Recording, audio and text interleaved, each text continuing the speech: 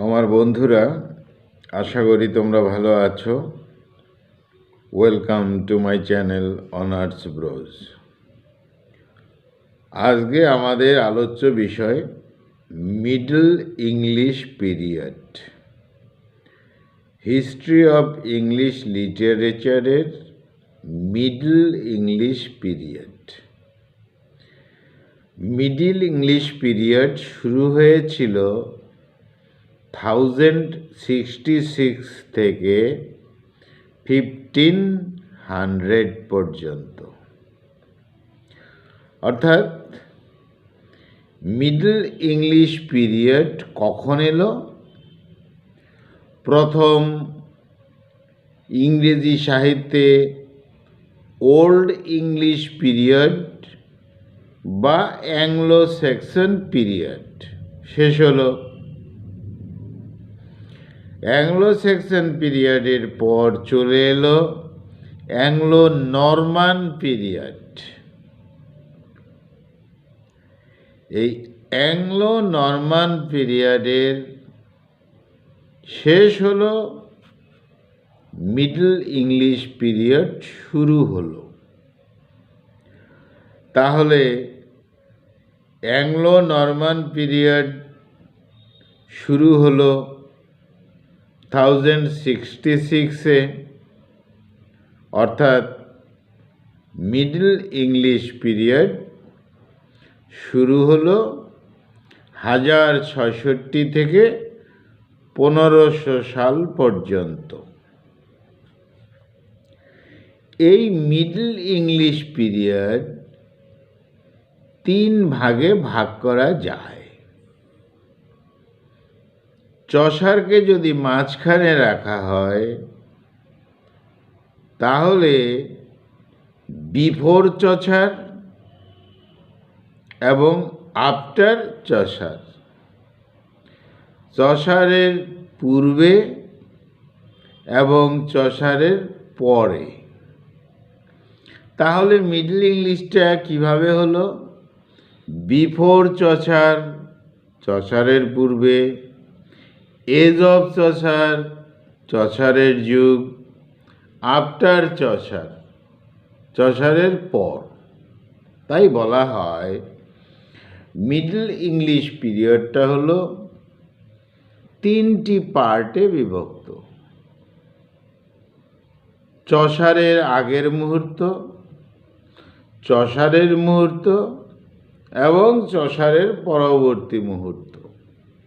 এই 3টিকে মিলেই হলো মিডল ইংলিশ পিরিয়ড। তাহলে স্বাভাবিক অর্থে মিডল ইংলিশ বলা হয় কেন?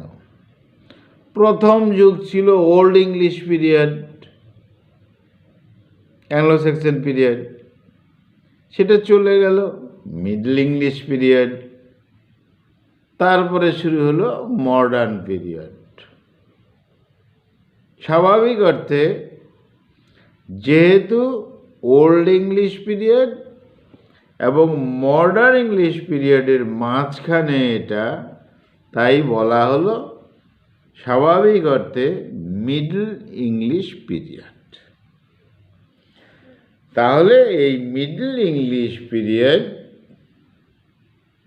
3টি ভাগে বিভক্ত: before Chaucer, age of Chaucer, after Chaucer. 3টা মিলে মিডল ইংলিশ পিরিয়ড। এই মিডল ইংলিশ পিরিয়ডের যে ইংলিশ ল্যাঙ্গুয়েজ, স্বাভাবিকভাবেই সেটা ওল্ড ইংলিশ ছিল না। কারণ ওল্ড ইংলিশের সাথে মিশে গেছিল অ্যাংলো স্যাক্সনদের ইংলিশ, মানে অ্যাংলো স্যাক্সনদের ভাষা, অর্থাৎ যেটা জার্মান থেকে এসেছিল। তারপর এসে গেল নরমান, ফ্রান্স থেকে। তাহলে দেখা গেল ইংলিশ ভাষার সাথে অ্যাংলো স্যাক্সনদের জার্মান ভাষা, নরমানদের ফ্রান্স ভাষা মিশে গেল, অর্থাৎ ওল্ড ইংলিশের সাথে জার্মান ল্যাঙ্গুয়েজ মিশে গেল, ফ্রান্স ল্যাঙ্গুয়েজ মিশে গেল। এই তিনটার সংমিশ্রণ হয়ে যে ল্যাঙ্গুয়েজ হলো সেটা হলো মিডল ইংলিশ পিরিয়ডের ল্যাঙ্গুয়েজ। এ তো স্বাভাবিক কথা। মিডল ইংলিশের আগে ওল্ড ইংলিশ ছিল, অ্যাংলো সেকশনদের জার্মান ল্যাঙ্গুয়েজ ছিল, নরমানদের ফ্রান্স ছিল। তাহলে তিনটা মিশে গেল, old English, German language, France language, equal to হয়ে গেল মিডল ইংলিশ পিরিয়ডের ল্যাঙ্গুয়েজ, যদিও তার নাম ইংলিশ ল্যাঙ্গুয়েজ। যাই হোক, এই মিডল ইংলিশ পিরিয়ডের যে লিটারেচার, যে সাহিত্য, তাকেও তিনটি ভাগে ভাগ করা যায়। কারণ মিডল ইংলিশ পিরিয়ডে যে লিটারেচার হতো তা ওয়ার বিষয়ে হতো, যুদ্ধ বিষয়ে হতো, রিলিজিয়ান বিষয়ে হতো, ধর্ম বিষয়ে হতো এবং রোমান্স বিষয়ে হতো। রোমান্স বলতে শুধু যে লাভ বিষয় তাই নয়, কোনো যোদ্ধাদের কাহিনী, কোনো আবিষ্কারকের কাহিনী, কোনো নাইটস বা সৈনিকদের কাহিনী, এইসব নিয়ে রোমান্স তৈরি হলো। তাহলে মিডল ইংলিশ পিরিয়ডের সাহিত্যের তিনটি চেহারা, ওয়ার বা যুদ্ধ, রিলিজিয়ন বা ধর্ম, রোমান্স, এই তিনটা বিষয় থাকলো।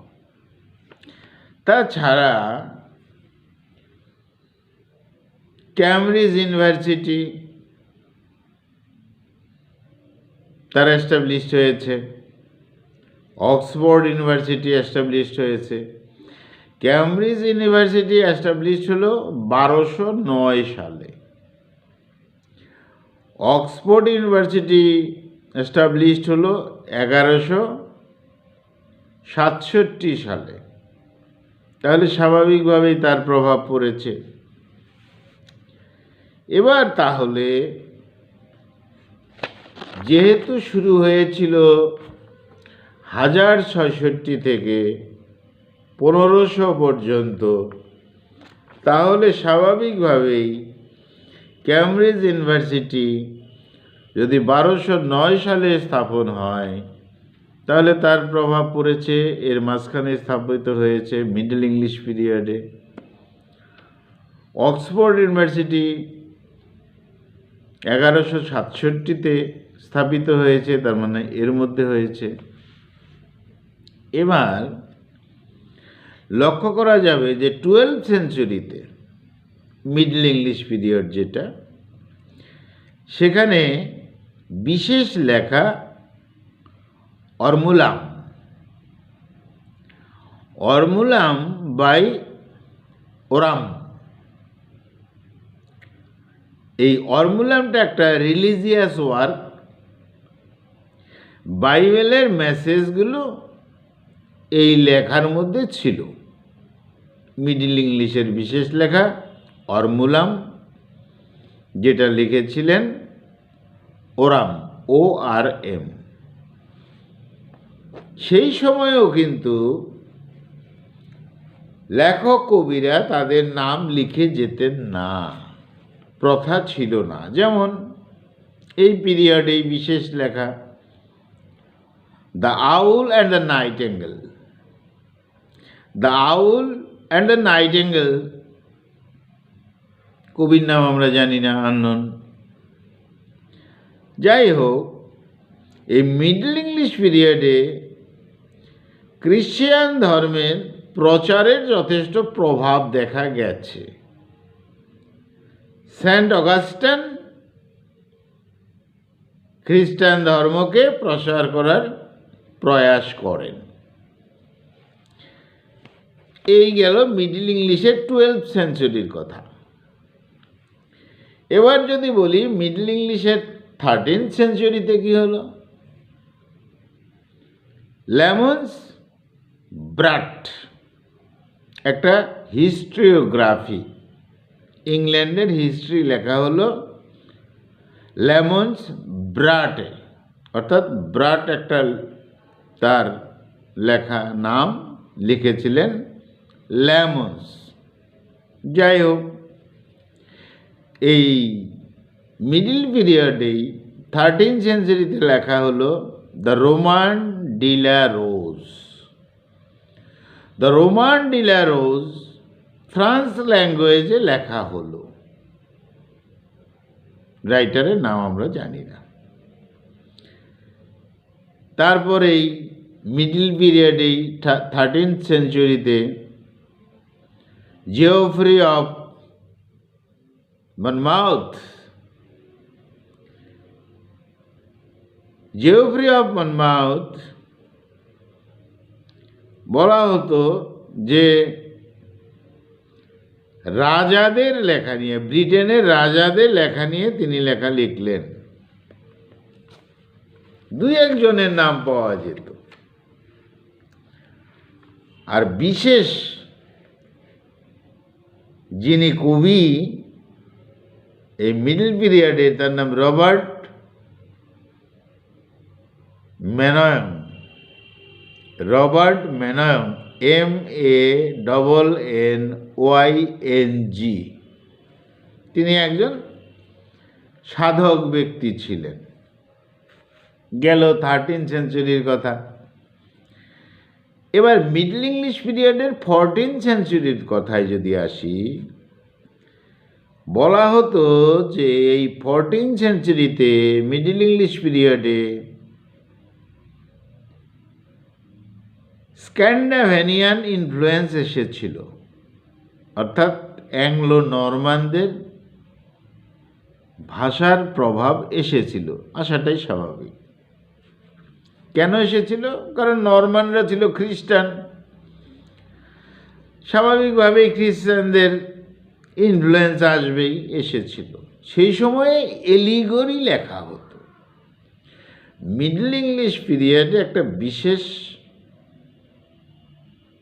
লেখার বা লিটারেচারের বিষয় এলিগরি, রূপক ধর্মী বিষয়, রূপকথার গল্প লেখা হতো, অর্থাৎ মিডল ইংলিশ পিরিয়ডের প্রভাব ছিল। তাহলে বিফোর চসারের আগে যে লেখাগুলো ছিল সেখানে পোয়েট্রি, কবিতা লেখা হতো, প্রোজ লেখা হতো। নতুন শব্দ এলো ড্রামা, নাটক লেখা হতো। তার মানে সাহিত্যে, ইংরেজি সাহিত্যে নাটক শুরু হয়ে গেল এই মিডল ইংলিশ পিরিয়ডে, ড্রামা শুরু হয়ে গেল। তখন ক্রনিকলস লেখা হতো, ঐতিহাসিক বিষয়, যেমন লেমন্স ব্রাট, এটা ঐতিহাসিক বিষয়। রিলিজিয়াস বিষয় তো লেখা হতো, ধর্মীয় বিষয় লেখা হতো, রোমান্স বিষয় লেখা হতো, সেকুলার কিছু পোয়েট্রি লেখা হতো, অর্থাৎ নন রিলিজিয়ান, এরকম সেকুলার কিছু পোয়েট্রি লেখা হতো। এলিগরিক্যাল গল্প কথা লেখা তো হতোই এই মিডল পিরিয়ডে। তাহলে বলা হলো এই পিরিয়ডটা স্টার্টেড হয়েছিল 1066 থেকে, আর এন্ডেড হয়েছিল 15th সেঞ্চুরিতে। এই মাঝখানে 1340 থেকে 1400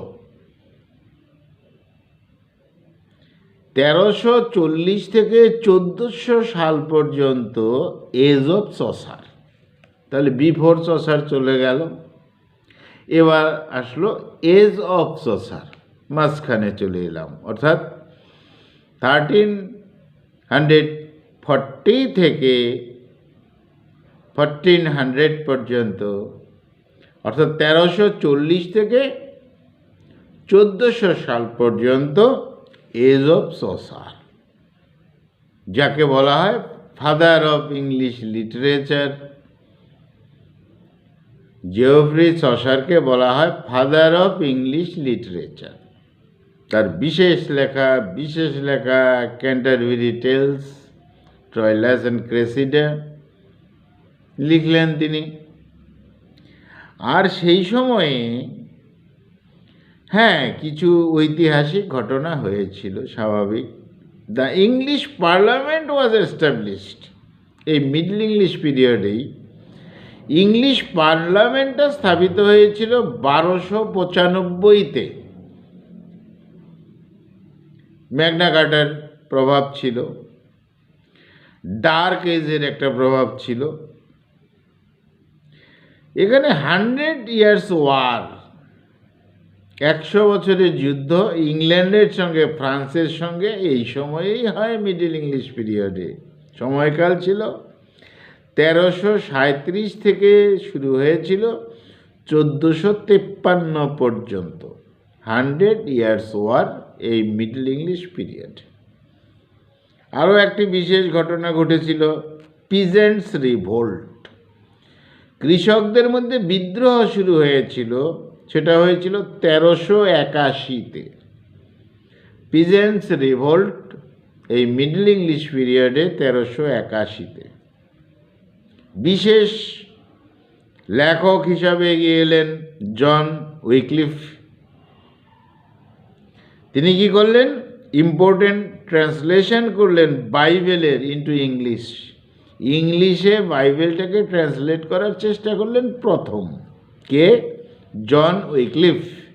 সময়টা ছিল 1384।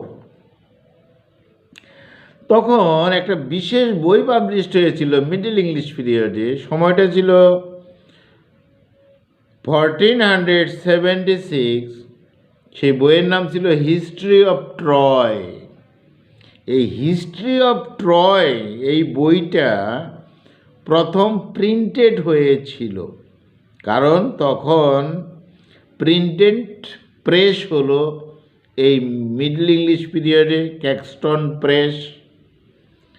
তাহলে প্রথম বুক প্রিন্টেড করা হলো, প্রথম যে বইটা প্রিন্টেড করা হলো ইংরেজিতে এই মিডল ইংলিশ পিরিয়ডে 1476-এ। বইয়ের নাম ছিল হিস্ট্রি অফ ট্রয়। আর ক্যান্টারবেরি টেলস আমাদের ওই ক্যান্টারবেরি টেলস জেওফ্রি চসারের, সেটা পাবলিশড হয়ে গেল 1478-এ। ঠিক এর পাশাপাশি কলম্বাস ডিসকভার্ড আমেরিকা। কলম্বাস আবিষ্কার করলেন, সময়টা ছিল 1492, 1492। আর ভাস্কো দা গামা ভারতে এলেন 1498, 1498। এইসব ঐতিহাসিক ঘটনাগুলো মিডল পিরিয়ডের সমসাময়িক হয়েছিল। এই পিরিয়ডের মেজর ওয়ার্কস, তাহলে বিশেষ লেখা কার বলবো? জন উইক্লিফ, ফাদার অফ ইংলিশ প্রোজ বলবো, বাইবেল ট্রান্সলেশন করতে চেষ্টা করেছিলেন। জিওফ্রি চসার, তাকে তো বলতেই হবে, ফাদার অফ ইংলিশ লিটারেচার, যার সময়কাল ছিল 1340 থেকে 1400। তার জন্য এজ অফ চসার। তাহলে মিডল ইংলিশ পিরিয়ডের মাঝখানেই এজ অফ চসারের যুগ। আর এই জেওফ্রি চসারকেই বলা হতো মর্নিং স্টার অফ রেনেসা। পরবর্তী যুগে যে রেনেসা এলো, তার মর্নিং স্টার অফ রেনেসা বলা হতো এই জেওফ্রি চসারকে। আরেকজন লেখক এলেন উইলিয়াম ল্যাংল্যান্ড। তিনি লিখলেন পিয়ার্স প্লাউম্যান, বিশেষ নাম। তাহলে এই নামগুলো বিশেষ মিডল ইংলিশ পিরিয়ডে। জন উইক্লিফ, জেওফ্রি চসার, উইলিয়াম ল্যাংল্যান্ড। তারপর এলেন জন গোয়ার, তিনি লিখলেন কনফেসো অ্যামেন্টিস, তিনিও লিখলেন মিডল ইংলিশ পিরিয়ডে। স্যার টমাস মরয়, তিনি লিখলেন লা মোর ডি অথার্স 1485-এ, একটা প্রোজ ওয়ার্ক। যাই হোক, এই মিডল ইংলিশ পিরিয়ডে কবিতা বেশি লেখা হতো, পোয়েট্রি বেশি লেখা হতো, গদ্য প্রোজ কম লেখা হতো। এখানে যে নাটকগুলো লেখা হতো সেগুলো ছিল miracle play, mystery play, morality play, এভরিম্যানের মতো নাটক এই সময় লেখা হতো। যাই হোক, এই ছিল আমাদের একটা রূপরেখা middle English period in history of English literature. তাহলে আজকে আমাদের আলোচনার বিষয় ছিল মিডল ইংলিশ পিরিয়ড, যেটা শুরু হয়েছিল 1066 থেকে 1500 সাল পর্যন্ত।